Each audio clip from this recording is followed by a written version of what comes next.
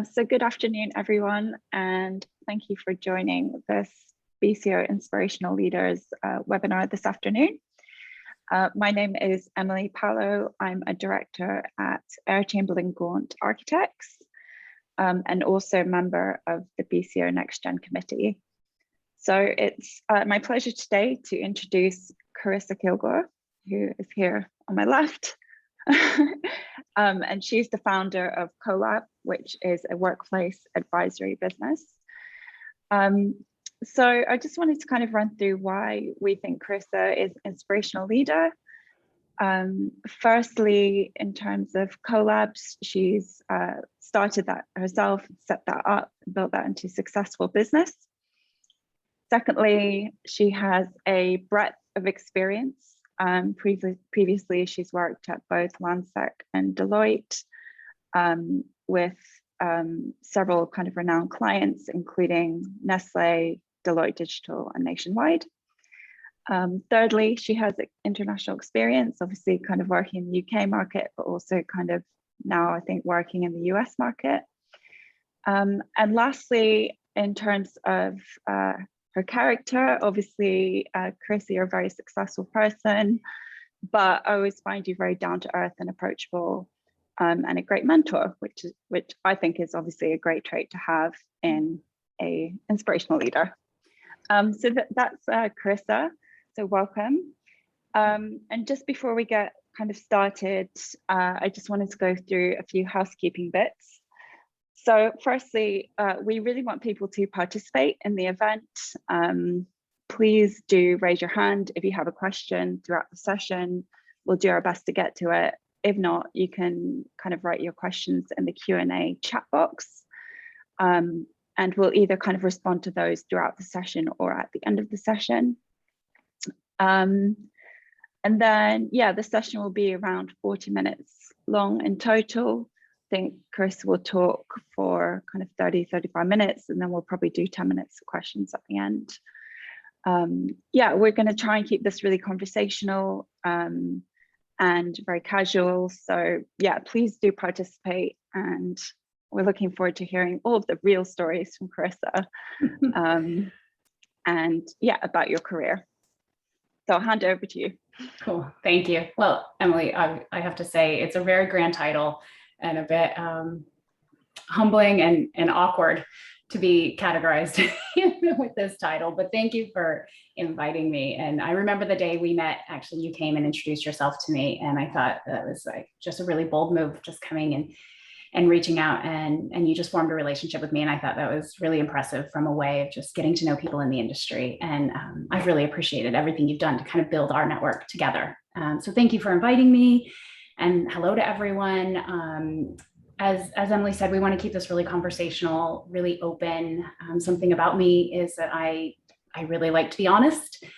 And so I will happily share stories. And if you want to know more, if you want to pick and ask me to give more details, please raise your hand, ask a question. Let's get into the meat of it. You know, I think it's really amazing to be asked to do this. I am proud of the CV that I've built throughout my career in property. And I think it shows, you know, I've done some fantastic work, and it looks, you know, my opinion is it looks great, and it's a good CV, and it's a CV that a lot of people should be proud of. But it's not without its challenges of how I've arrived where I am today. And I'm sure they are challenges that many of you in this room are facing in your own careers. And so hopefully hearing from me and my experience, that might give you some tools and some tips about how you approach it yourself. I have also put a few polls into this session because, well, first thing about me is I really like to understand the context, and I'm really curious about who you guys are and a little bit about your level of experience and what you're most interested in hearing today, because I can share, you know, lots of different things about my career. As Emily mentioned, I am the founder of a business called Co.lab Workplace Advisory, and we are a workplace consultancy. We work with occupiers and real estate investors and developers, and we work alongside architects in thinking about how the future of work influences the workplaces that are delivered into the market. We work on every type of project, from early days, kind of future of work strategy all the way through to headquarters implementation, or even in situ behavioral change. And organizations, prior to the pandemic, that were looking at how do we increase the agility of our teams in the office without a major refurbishment or a move into a new headquarters. So our business will work with clients along that journey. And the way Co.lab is structured is through a network of freelancers. So throughout my career, I have built a lot of relationships with different people. Some are amazing at data analytics. Others are brilliant at establishing a vision. Some are fantastic at building a workplace strategy. Others are behavioral change experts, IT experts. And Co.lab, because we support clients at different stages of their workplace transformation, needs to leverage and step in and pull the right people at the right time. And as a leader, one thing I found is that getting people to do the work they like and that they're best at gets the most out of them. And so that's why Co.lab is structured in that way. Prior to setting up Co.lab, I was a director at Lansec, focusing on the future of work and what that meant for the development pipeline, as well as customer engagement. And I was a director at Deloitte, where I spent the bulk of my UK career there.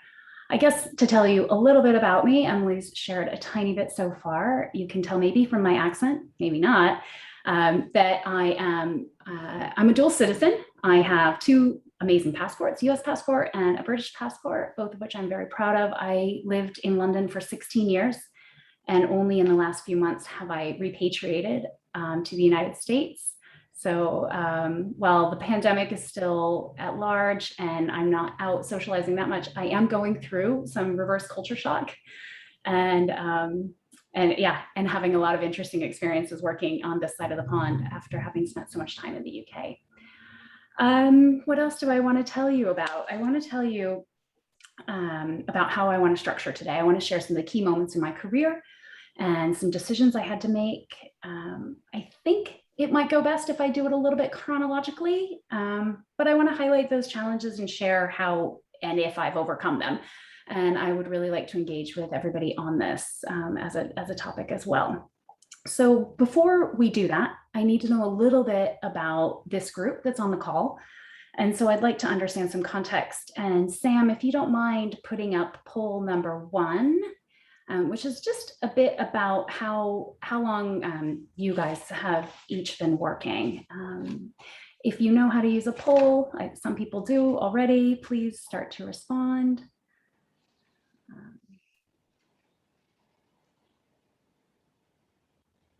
Great, thank you.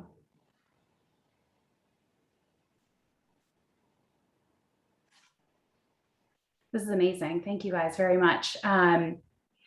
This is super helpful actually, because I think there is some really strong, obviously everybody has quite a lot of experience here, bar a couple of people who are probably in the early embryonic stages. So from focusing on my career, I think, I'll definitely share some of the later, more challenging things I experienced rather than early graduate days things.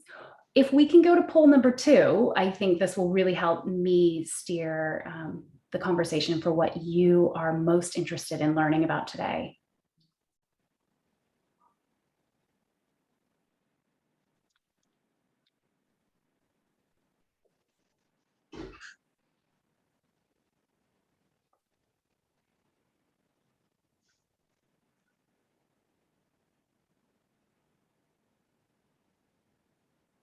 All right, I think that's pretty clear.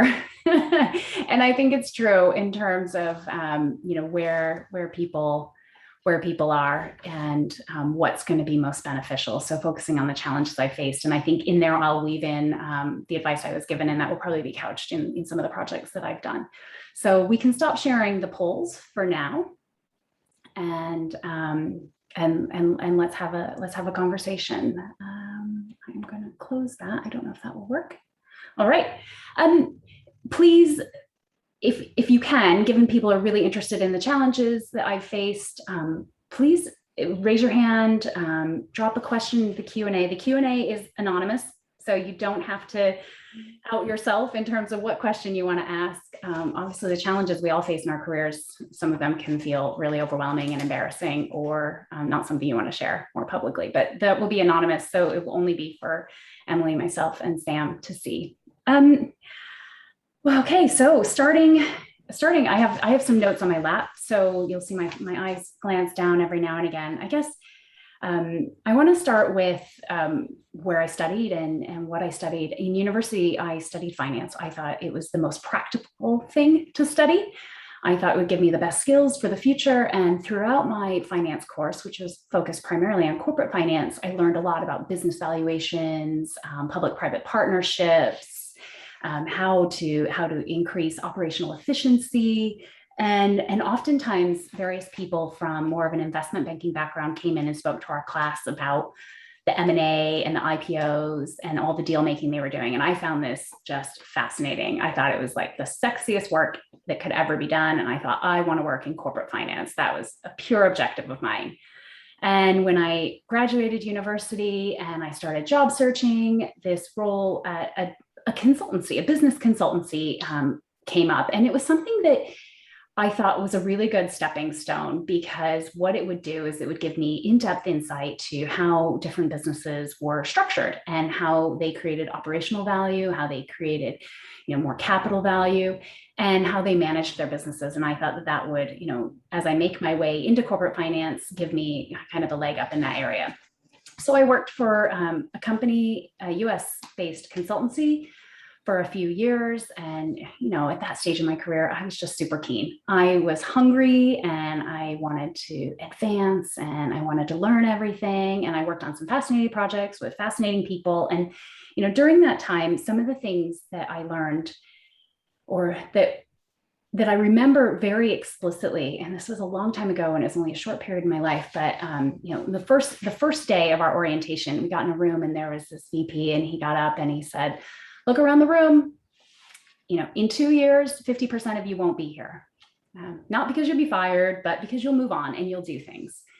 And I want you to get to know everyone around you. And I want you to form that network. You have no idea in your career where people will go. And I've often struggled with this kind of concept of how you build your network, where you spend your time, who's relevant to spend your time with and who's not. And, the guidance there was just get to know everyone. And now 16 years later, I'm back in the United States. And those people that I met and I knew, and we do nothing similarly at all anymore, they are some crucial people for me. And they're introducing me to really relevant people for me now. And that's, because all of our careers branch in every way. Another thing I learned during that time, and then Emily, I think you might have a question that you wanted to ask, was somebody said to me, no one cares about your career more than you. And that was a really important thing in thinking about how you engage with mentors. I had a mentor in the business and, she was fantastic, but actually, and she was invested in me, but she wasn't going to care about my career more than I should. And that kind of repositioned the responsibility about how I navigate the steps that I take. Emily, I'm going to pause for a second. I can't tell if you wanted to ask a question.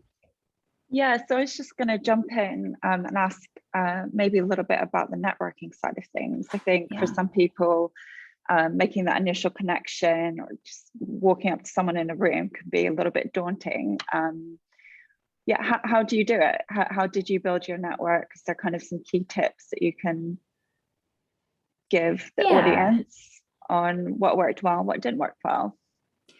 Yeah, I mean, when I was at Deloitte, I took this course called Working the Room, and it was really fantastic because basically it kind of repositioned in your mind what a networking event is like. Every single person in that room is in the same situation.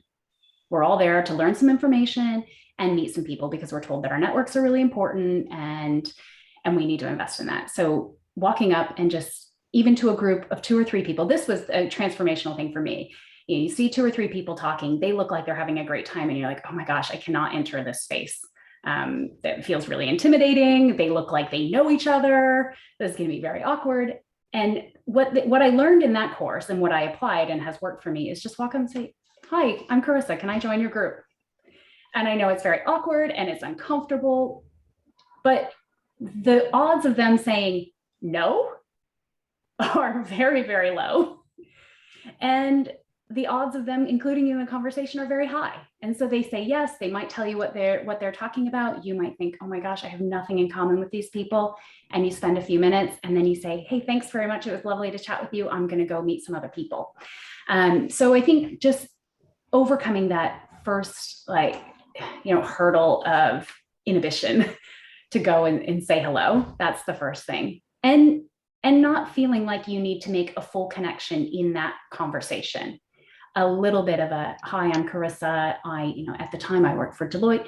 These are the things I'm doing. You learn a little bit about that person. You maybe say, hey, would you want to grab a coffee sometime so I can learn more about what you do, or I can tell you more about what I do, depending on what the purpose of your networking is, whether it's purely to get to know people, whether it's to share knowledge, whether it's to build sales. There's kind of different reasons in how you would do it. But that was a tip that really just took the intimidation factor out of networking for me. And ever since then, I'm very confident. Just walk up and say, hi, can I join you?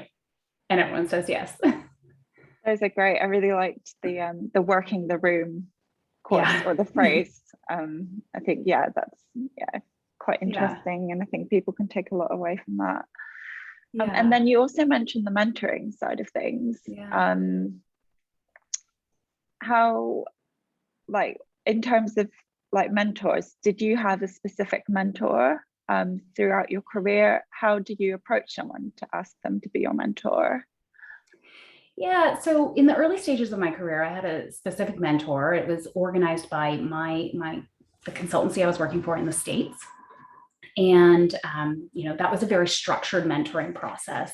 As I've developed in my career, I don't have a single specific mentor. One thing I like to do is I like to look at different people that I admire certain things about their way of working, whether it's their client delivery or the insight they bring or their courage to be challenging in a situation. And I spend time with them and I try and understand how they do that thing. So the way I think about my career is really about the skills and the types of things that I want to be achieving. So when I think, okay, where's Carissa going to be in 5 years? I don't think I'm going to be, leading this global business, or I'm going to be the CEO of something. I think I want to have a team that is pulling together and working in a really kind of cohesive way. And then I look around me and I say, who has that team? Who do I know that is embodying this? And, can I spend some time with them and try and understand that? And so I'll go to them and I'll ask them about that specific thing. Or, I spent a long time at Deloitte. So a lot of the examples I'll give you will be about people that I worked with at Deloitte, but I worked with one person in particular who was an amazing program manager. And he was phenomenal with leading clients through basically making decisions. And so I just spent a lot of time with them and said, how do you approach it? How do you set up your work? How do you think about this problem? And he was very willing to share. It was a skill he was very good at, and it was a skill I was seeking to learn. And so he helped teach me. And it was outside of any organized, mentoring relationship. So I think for me, the way I kind of use mentor type figures is in more kind of select skills or things I'm targeting, and I have some specific personal aspirations or professional aspirations right now. And so I'm looking for people where I can go and hopefully get some tips on how to kind of work through some of my growth and development. I don't know if that answers it. Do you want to know more? I think it does. No, I think rather than waiting for someone to approach you, it's about figuring out what you need and looking for examples of people who do that well and then approaching them almost. Yeah, I think for me, it kind of goes back to that point that, somebody said, which is you will be most interested in the success of your career. And I've mentored lots of different people now in kind of a more formal, structured way where people have come and said, hey, will you be my mentor?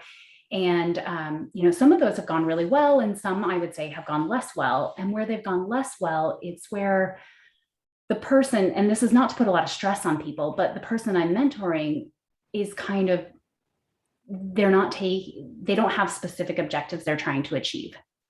They want to be successful. They want to, they want to grow in their careers, but they're not doing the driving of the conversation. And they wanted me to do kind of the thinking and the structuring of the conversation. And so a good mentee is somebody who can say, hey, even this is my near-term ambition. I want to get a promotion. I want to lead a team. I want to learn how to give good feedback, and get a mentor to help you focus on that problem. Or I have no idea what I want to do, and I'm kind of flying blind, and I don't even know how to start thinking about what I want to do or how I structure my career. It can be as vague as that.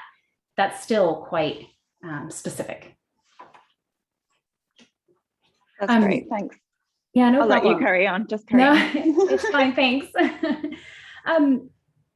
When I very shortly into my career in the US, I had this personal opportunity to move to the UK. And, while I had been very excited about my growth and the positive feedback I was getting in that job, I took the opportunity and I just quit my job and I moved to the UK. I was only 24 years old and I didn't have a job, and I just started looking for a job. So I think for me, that was a very pivotal moment to basically take what I thought was starting to build towards a good career and park it and almost start over again. But I got really lucky and I found this amazing role at Deloitte, as I've mentioned so far. And it was in the corporate finance practice. So it was like ticking that amazing university objective box.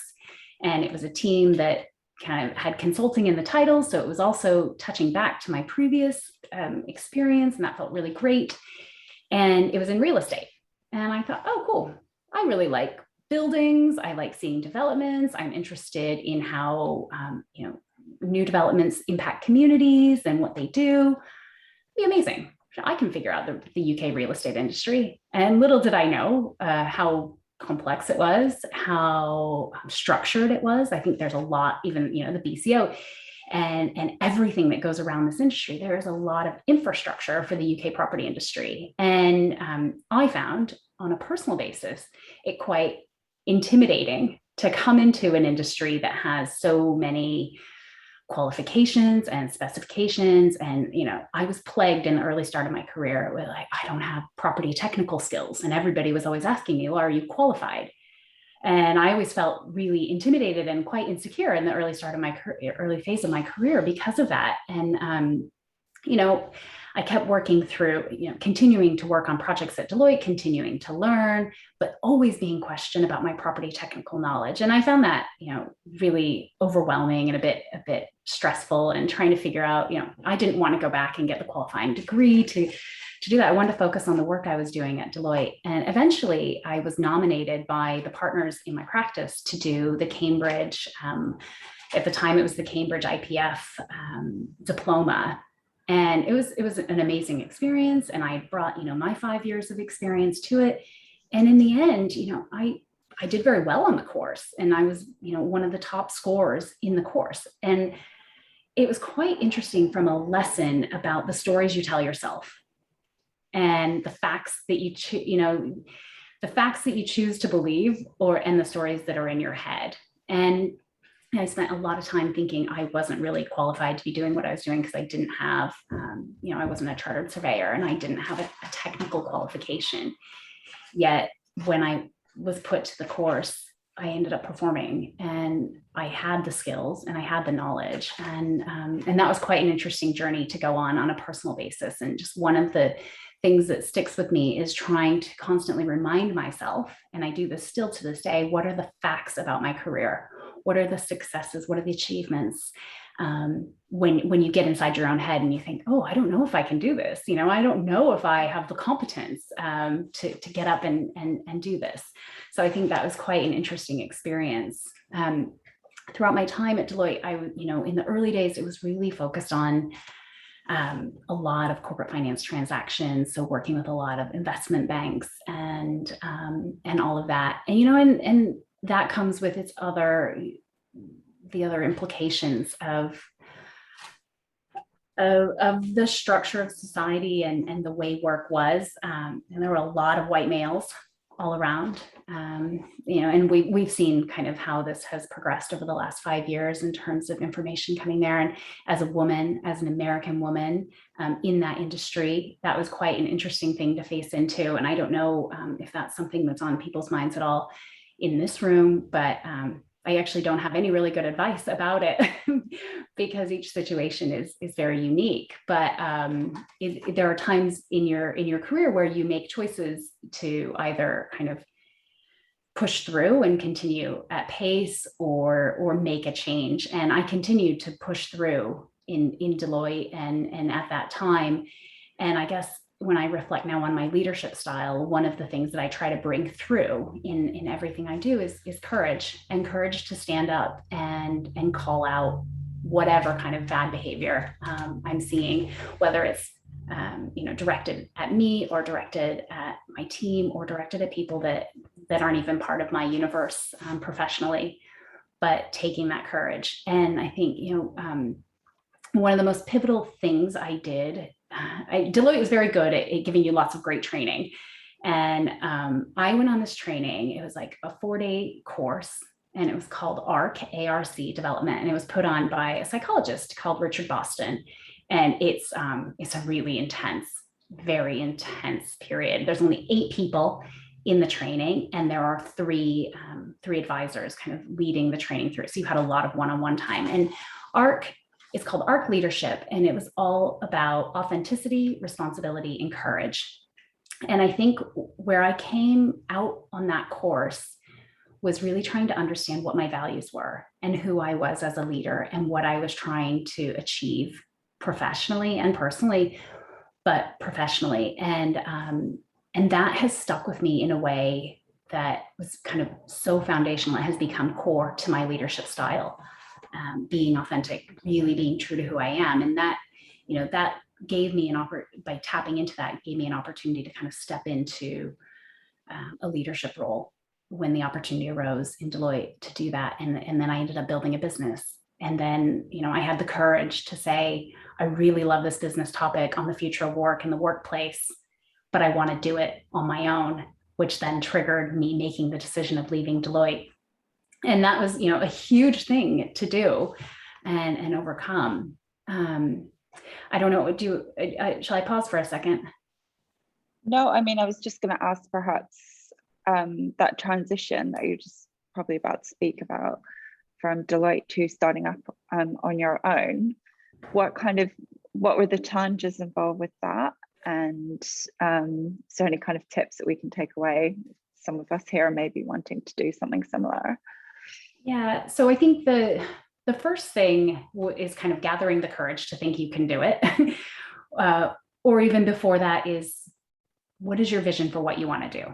And, I got to the place where I wanted to establish my own business while I was going through this really big promotion process at Deloitte, which is like a 12-month-long process, and you're building a business case and you're setting out the vision and you're establishing like, what is it that you want to do?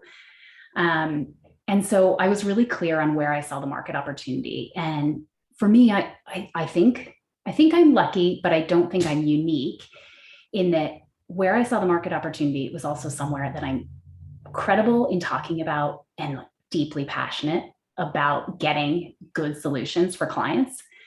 And so those pieces kind of gave me a lot of, I think, success in talking about what the vision for my business was. So that's the first thing, is being really confident. There is this market opportunity and I want to go and I want to tackle it. And then I think, there are personal, financial, and business related things there. So I think the personal thing is getting the confidence that you can do it and taking the courage to go and do that. Establishing what your pipeline might be, or how long you're going to give yourself to test that if the business model works.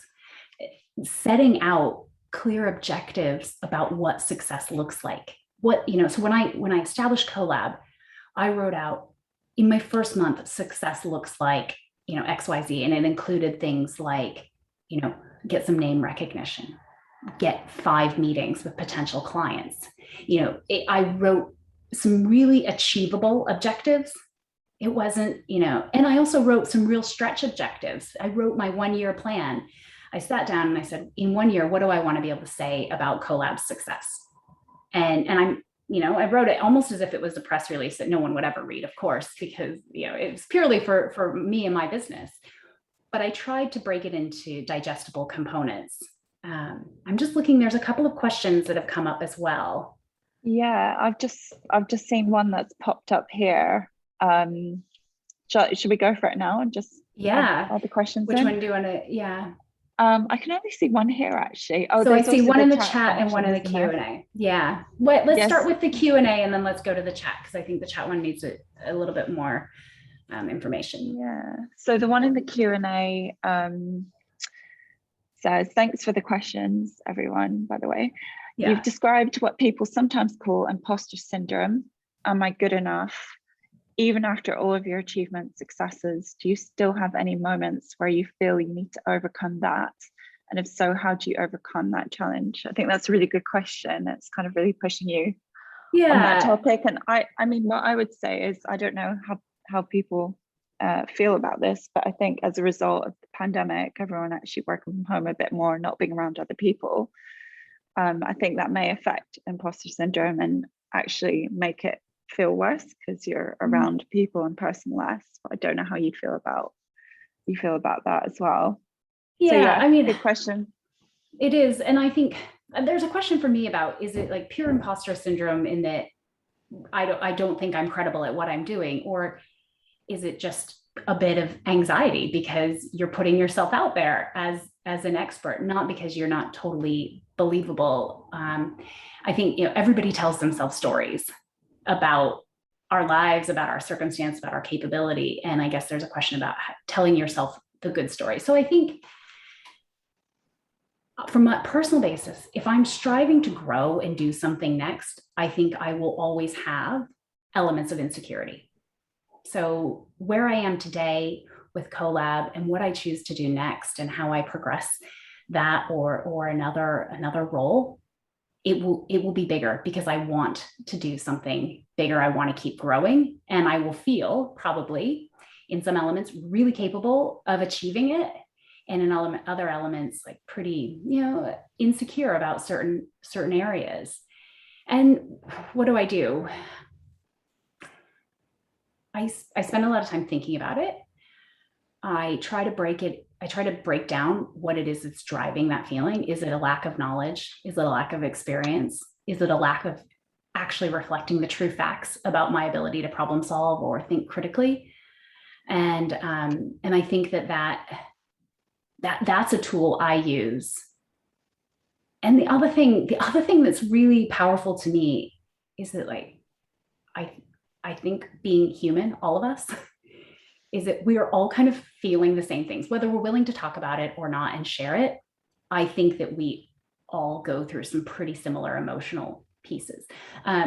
This might sound a bit silly, and I don't know, maybe I'll be really American here, but there's a woman that I found really impactful, and her name's Brené Brown, and she studies like some topics that on a personal level are really big, like shame and vulnerability. And she's done a number of TED Talks and written a number of books. And she's a coach to global CEOs or CEOs of global businesses.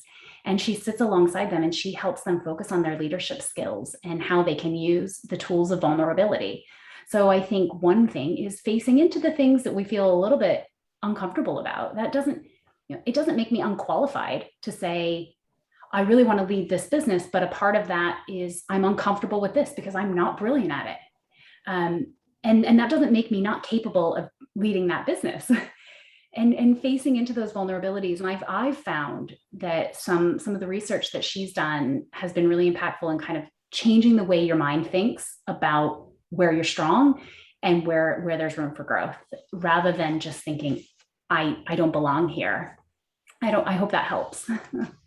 No, I think that's good. I think also you mentioned earlier about kind of reiterating or kind of retelling yourself why you are where you are, like what you have achieved. Sometimes it's easy to kind of forget those milestones. Completely. And then yeah, go ahead. No, go right ahead. I mean, I really like what you said there, which was actually sometimes it's okay to have insecurities, and sometimes everyone feels like that, and actually having those securities ultimately leads to growth.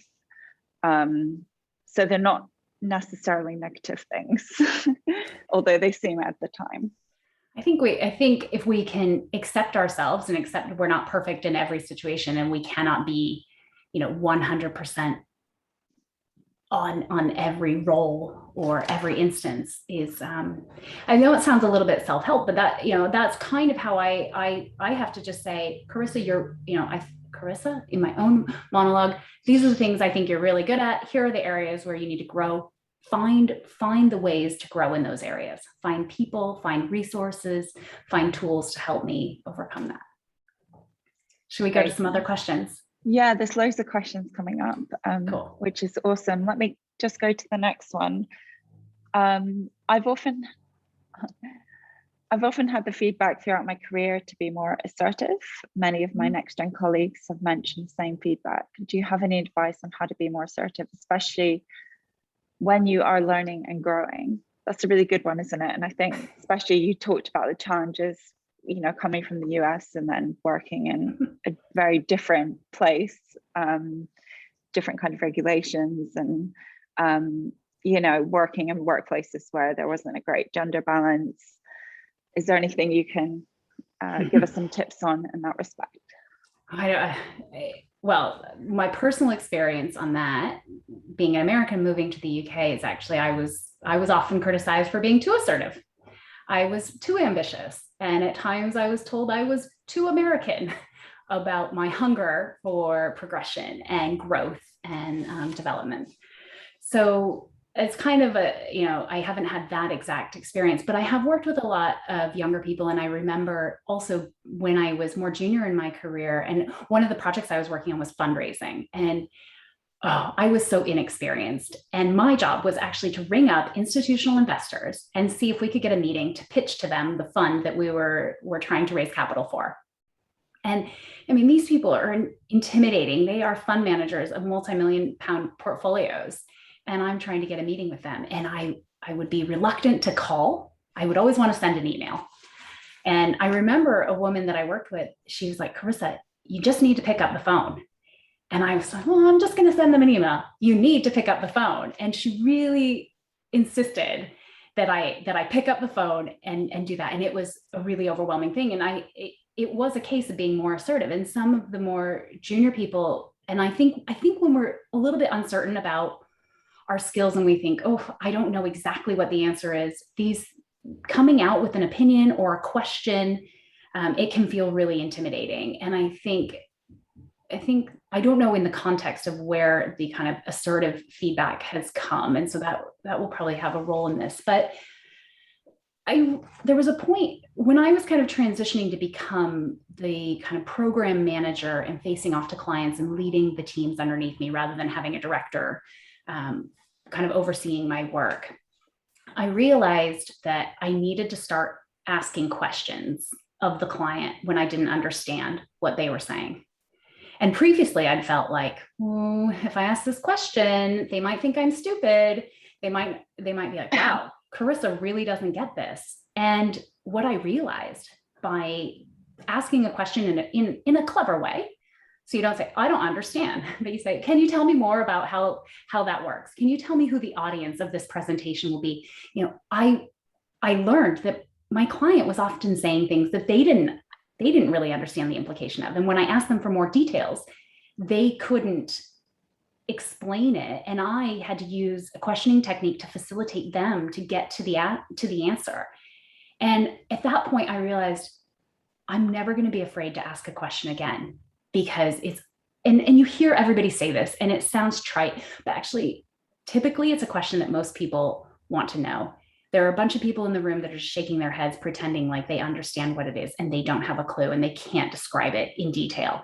And so finding a good way to say, hey, can you add a little bit more color? What does it look like when that happens? What is the outcome you're seeking, when we produce this thing, whatever it is?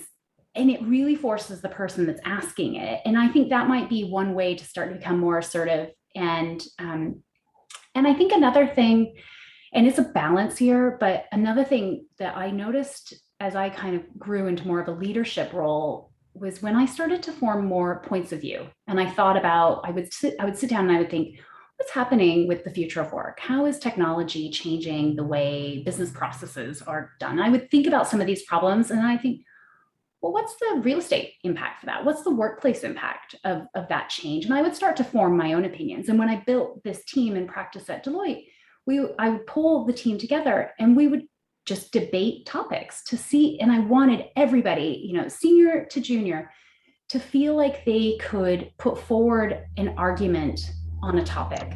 And that was more about spending time and thinking about it.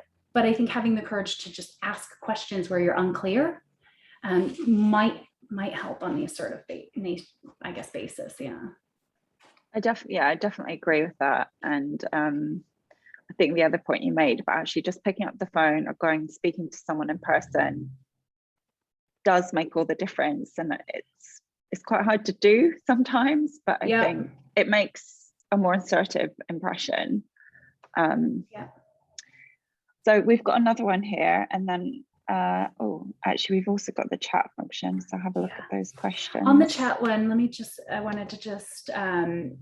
chat one, if you can type a little bit more information about what business model and strategy you want me to talk about and its impact on my career, whether that's the consulting one or something else, then I can answer that more clearly.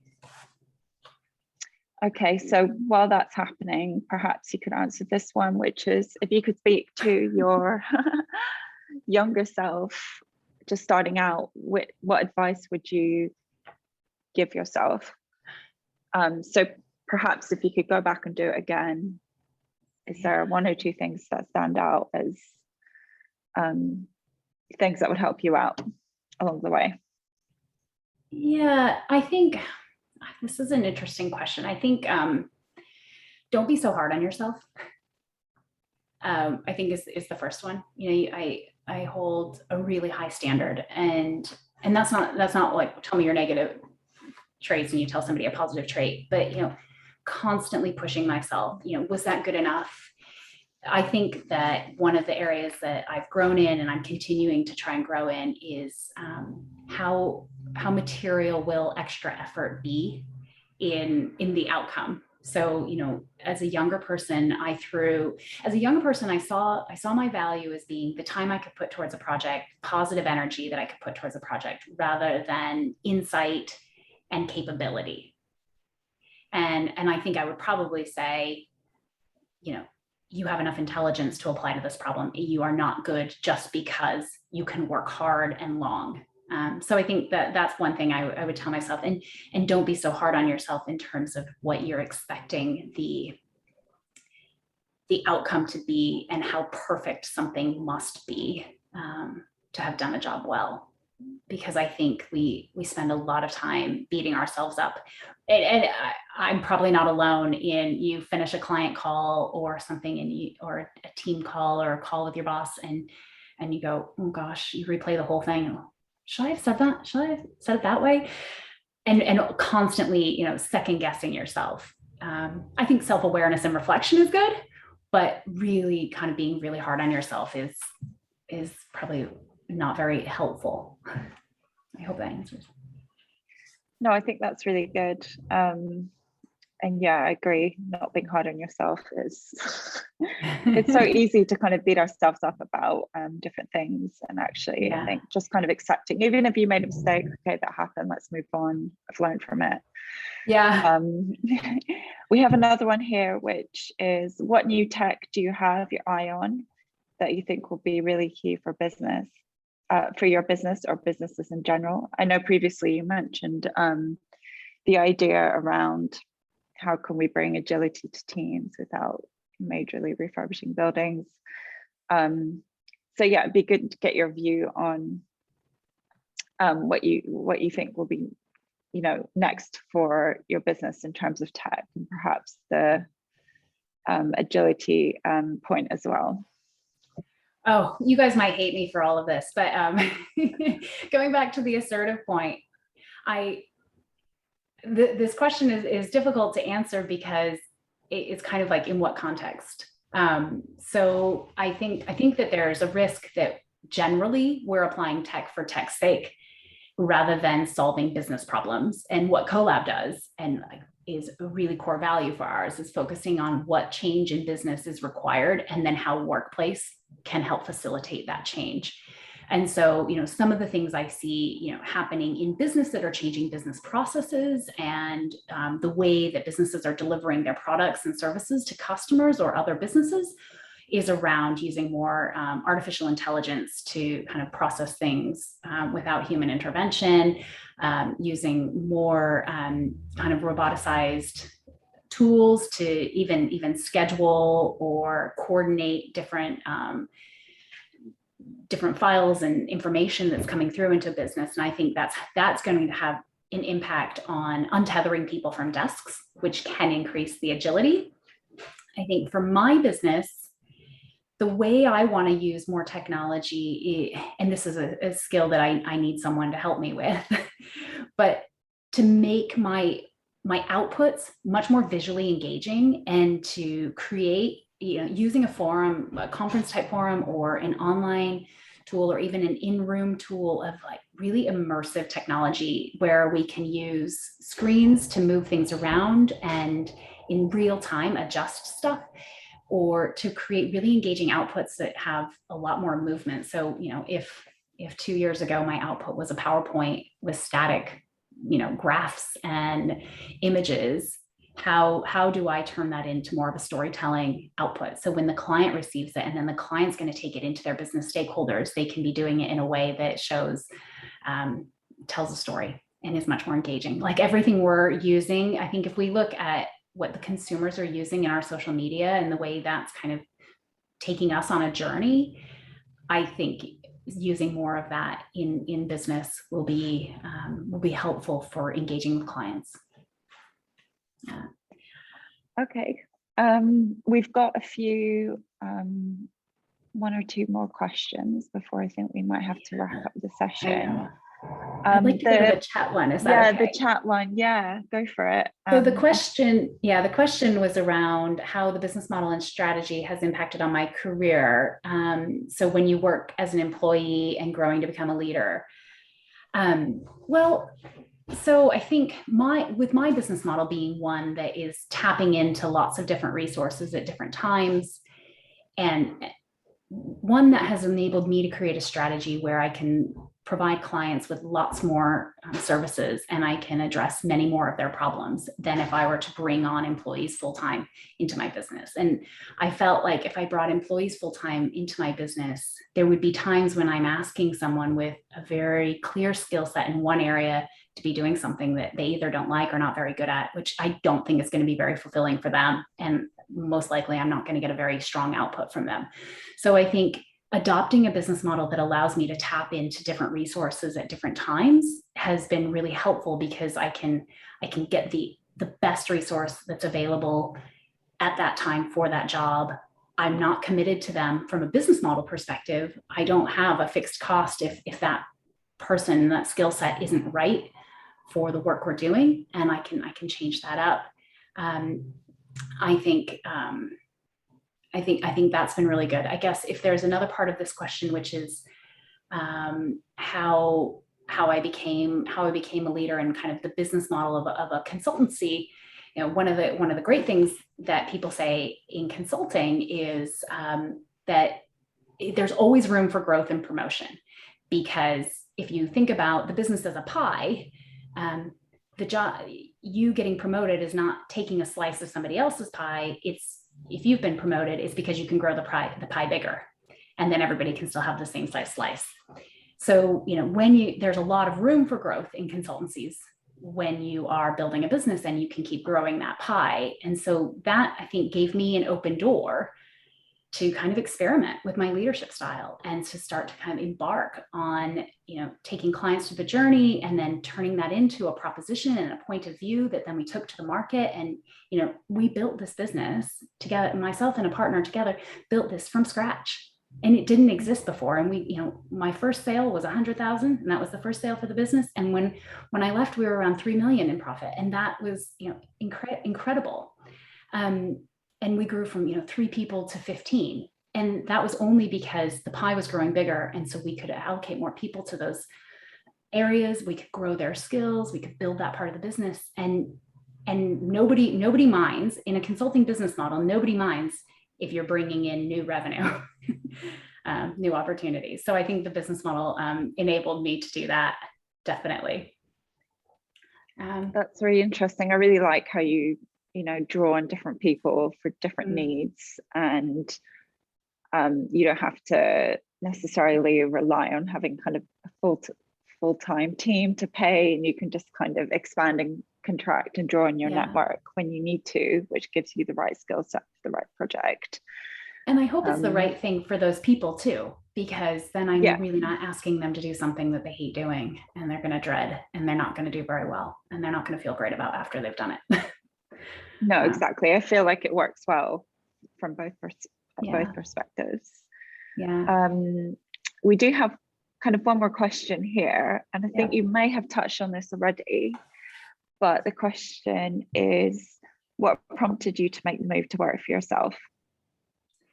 So, while I talk about the opportunity of a consultancy and the ability to build a pie, grow the pie, the constraints are that you need to kind of move with where the firm is going. And I felt like my vision about the future of work and where the opportunity was for workplace was so crystal clear that I did not want to have to compromise pursuing that vision for anything. I didn't want to have to compromise it or change it for what Deloitte needed, where Deloitte was going. And I didn't have any indications that they wouldn't be open to targeting that, but I just felt like I really wanted to own it purely for me and grow it from there. That was just a deep, deep feeling. I didn't want to share it in the way that it could be diluted or altered or changed. And that would have been the path had I stayed at Deloitte, would be going for partner and and letting that business kind of move as the firm moved. And I really see the opportunity. I continue to see the opportunity in the market for Co.lab to operate in this way and target kind of the future of work in bringing these skills to those projects. How did I prepare for it? I don't even know. I think I got to the decision and then I just leapt, because there's not that much you can put in place before you actually do something like that. And so I made the decision to leave. And then I guess I had a slight preparation period in that Landsec was one of my clients. And when I told them that I had one of my Deloitte clients, and when I told them I had resigned from the firm, they said, "Hey, why don't you come join us as the workplace director?" And that was a really remarkable opportunity. And so Co.lab was yet to be named, but I left Deloitte in 2016 and I joined Landsec shortly thereafter for 2 years. And I very specifically structured that as a 2-year fixed term contract because I wanted to set up my own business. I wanted to stay true to the objective that I had set for myself and the promise that I had set. So, I spent the time in Landsec helping them focus on these things. And, in the final kind of stages of my time there, I really just sat down and I wrote the business plan, and I worked with a branding agency. We did this kind of exchange, like knowledge exchange, where I came and shared information with them about the future of work, and they shared with me tips about how to build a brand. And so established Co.lab and wrote the business plan, and then a few weeks later it was launched. I mean, I can get into more technical details of appointing an accountant, and they help you with all the logistics of, formalizing your company and getting all of that set up. But I hope that is more towards what your question was after. No, I think that's really good. And I think I like this idea that you kind of write out your objectives, not only for the kind of next few months, but the next few years, and you try and stick with those and make kind of decisions around that. So we may have time for one more question. I don't know if anyone else has anything else they'd like to ask, but I guess I was going to maybe end the session by asking, maybe in a small summary, what do you think the future of work is? Well, what do I think it is, or what do I hope it is? What I hope, whichever.